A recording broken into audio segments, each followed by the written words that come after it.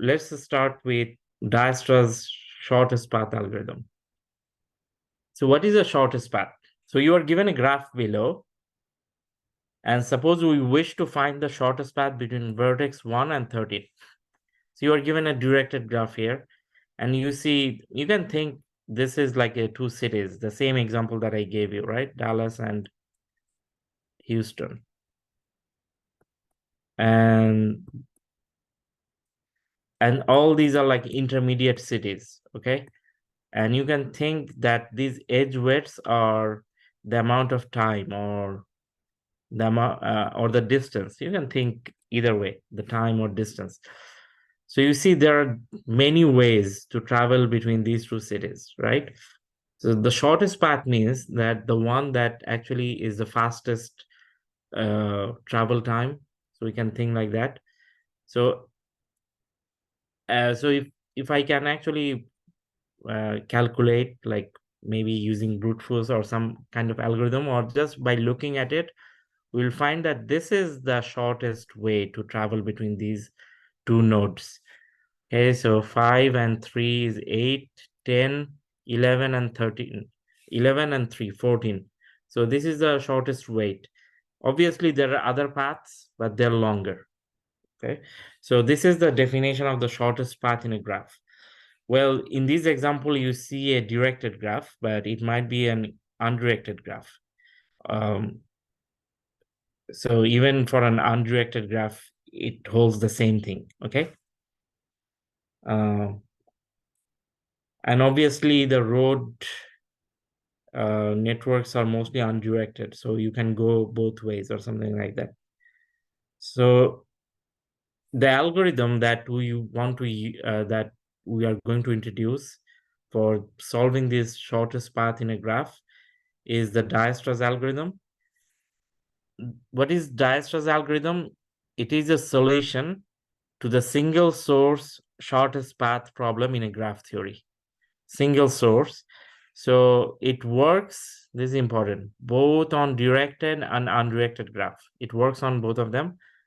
However, the edges must have non-negative weights.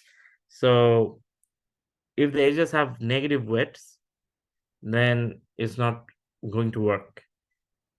So this is something that you may want to you may want to think about. Why negative edges in a graph?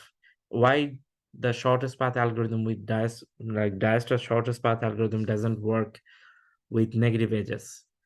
Just a clue for you that if you have a negative edge and if you are like going through that edge again and again, basically your path is going to be shorter and shorter and shorter. You can never get out of it, right? Okay, so but still I would suggest like study this thing, like why. Just Google it, and or YouTube. In YouTube you will find very nice explanations.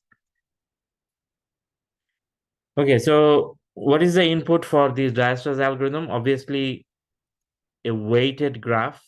We know, we represent a graph with the set of vertices and edges and the source vertex. Okay, so the vertex where I will start, such that all edge weights are non-negative. Obviously this graph can't have any negative edge, and the output is the length of the shortest paths from a given source vertex to all other vertices. Okay, so if I apply my Dijkstra's algorithm on this, it will not only give me the shortest path between Dallas and Houston, it will also say this is another city. I don't know how to name this. Okay, so let's say any city. I don't know. Yeah, there is a city called Paris in, say, Texas.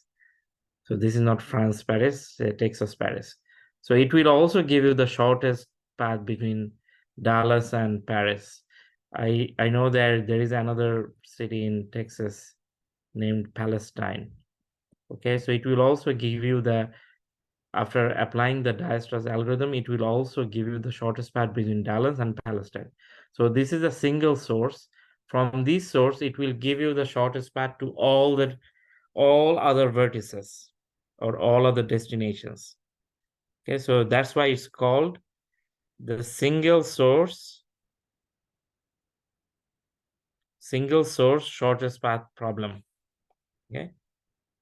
Okay, so I will come back to the pseudocode of the algorithm later, but first let's see how it works. So this is a graph. You see, this is a directed graph with non-negative edges.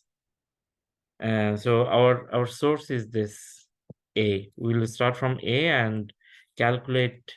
My output is going to be, the input is going to be this graph and also the source. And the output is going to be the shortest path between A to all other vertices. Okay, so what we do is initially we use initialize with a Q. So this is a Q. Okay, this is a Q, and we put all the vertices in it, and along with the vertices I put a value. So this is the distance value. Okay, so this is the distance value. Initially we assume that all the distances are infinite for other nodes. Only for the source node the distance is 0, because from source to source it's 0, right? Okay, so we put it in the queue. That is how I initialize it.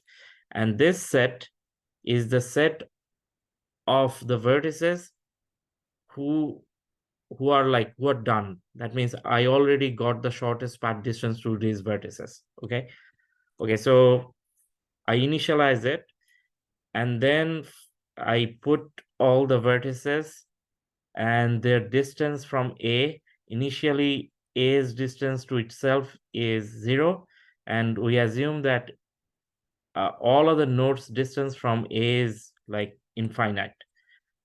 Okay, so next thing what I do is we extract the minimum, the nearest vertex, and put it in the like done. This is the set of done vertices, right? So this is whichever vertices are done.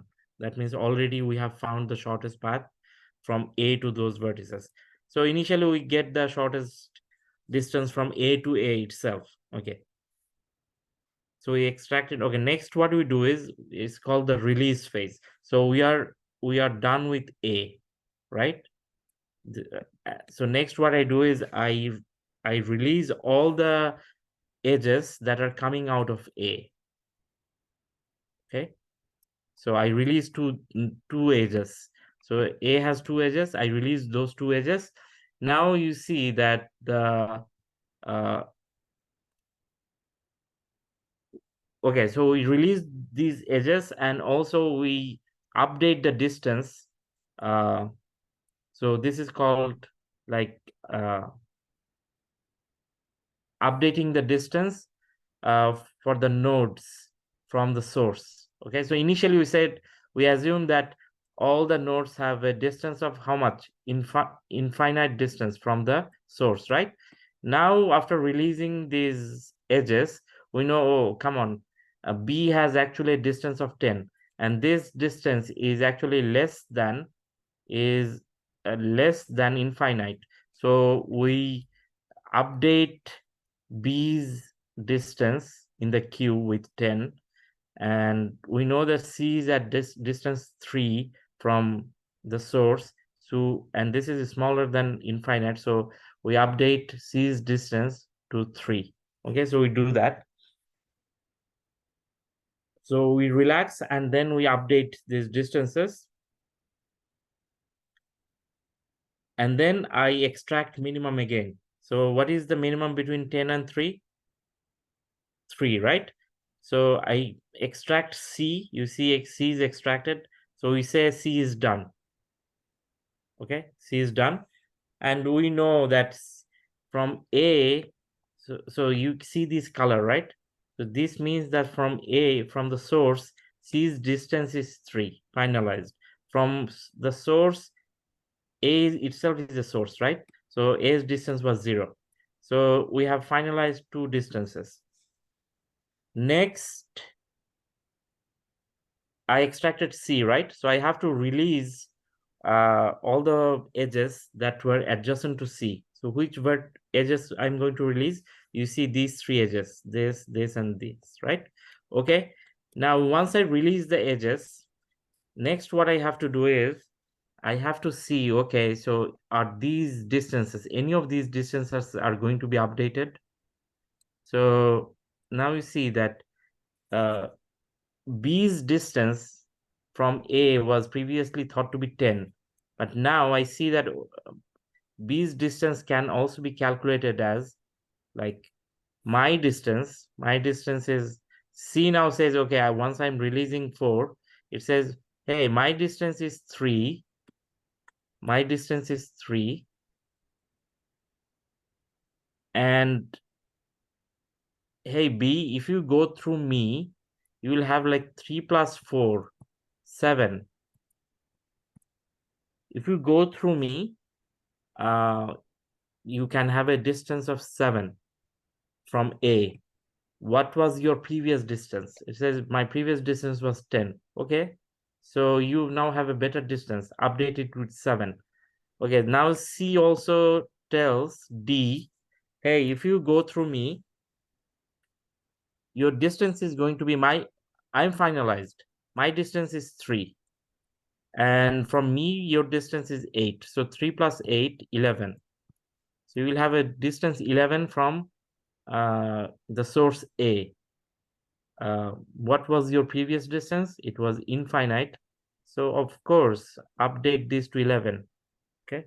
Next, E, your distance is going to be 3 plus 2, 5. And obviously, I'm going to update this, right, to 5. Done. Okay. Next, I'm coming back again. Now I'm going to pop from the DQ from the Q, right? So DQ the minimum. Okay, so here is one question for you. What kind of queue I am putting here? This is some kind of priority queue, right? Because every time I am just taking out the minimum, right? So this is a priority queue. Okay, so I take out E. Next, what do? I release the neighboring edges of E and see if these distances can be updated. Okay, so I release this 9. Okay, so once I'm releasing 9, I tell D, look, my distance is 5. My distance is 5. And if you go through me, you will get a like your distance is going to be 14 from the source. So what is your current distance? So it says 11. Okay, so if it's already 11, there is no reason you update to 14. So you keep the same thing. You don't need to update, right? And 7 was there from before. So there is no update. Okay, so next I take the minimum again out. So I take B out, put it here, finalize B's distance, and then I release B's neighboring edge. So you see B's neighboring edge is the B has 2 neighboring edges, like 2, and so this one and this one.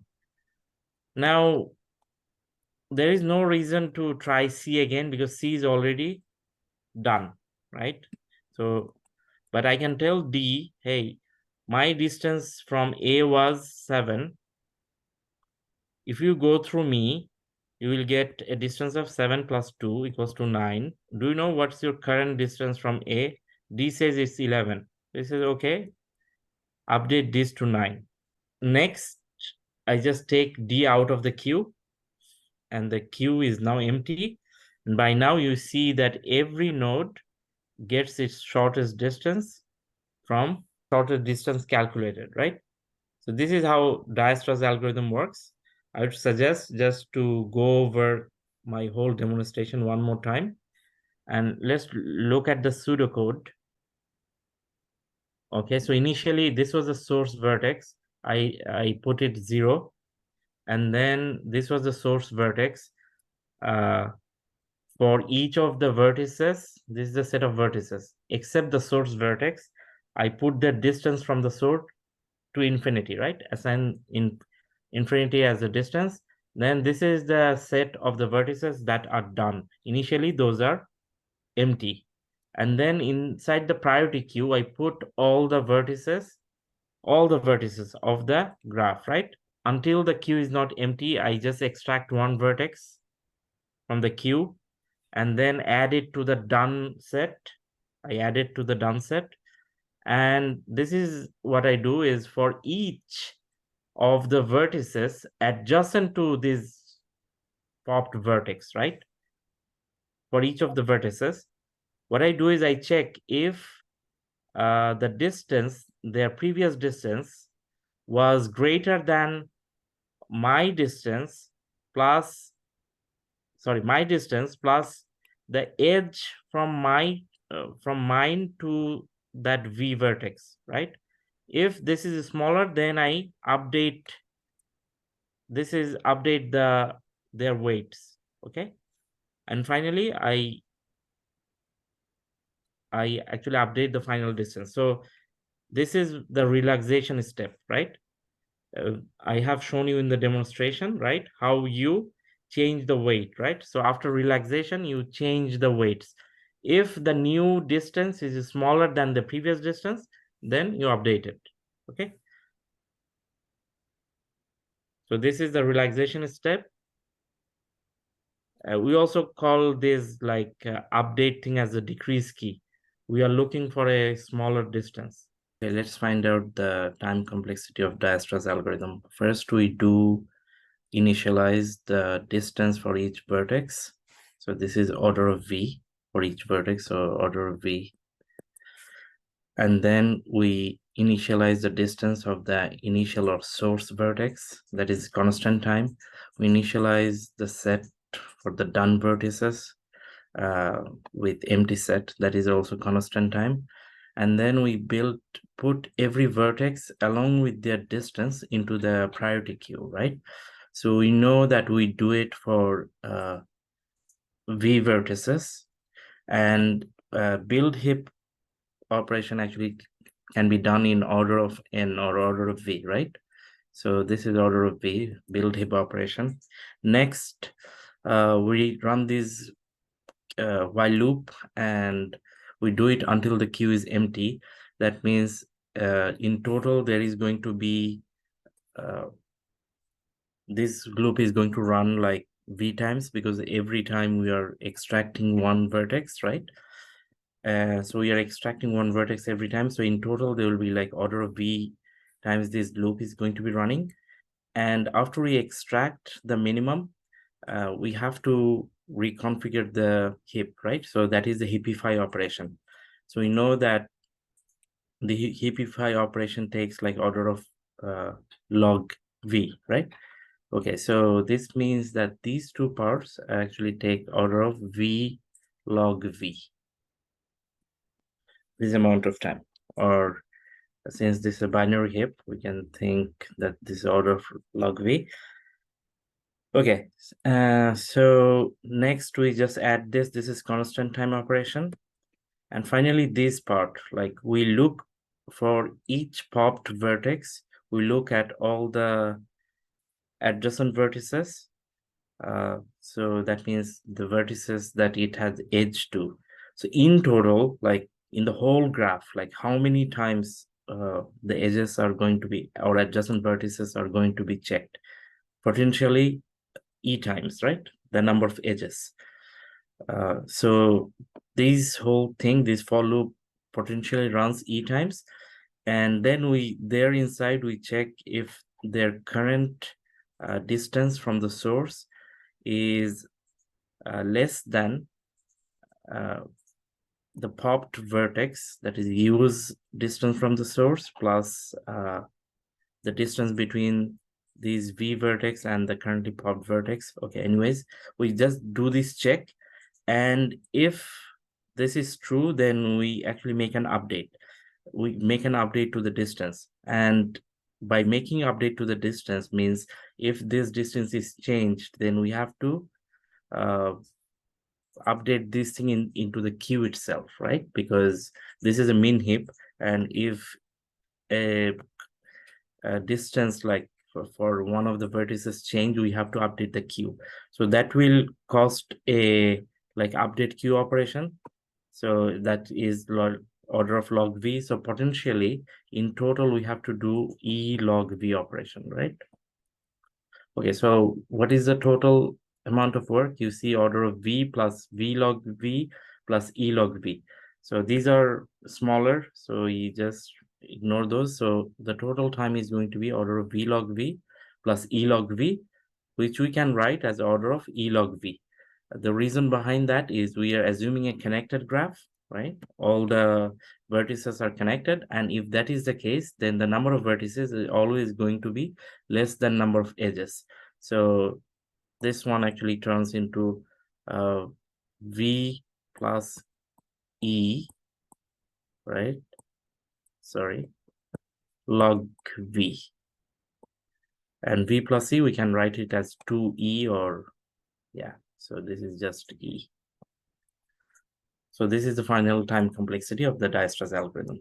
Okay, so that was the Dijkstra's shortest algorithm. And as you see, this is a greedy algorithm because in every step, I just take the whatever is in the queue. So at these steps, right? This was the minimum. So I just take this out. Next step, this was the minimum. So I take this out. So this is like I'm trying to optimize in every step as to get the final optimized step, right? So, and this one actually works like a magic. So this is one of the greedy algorithms that gives you an optimal solution.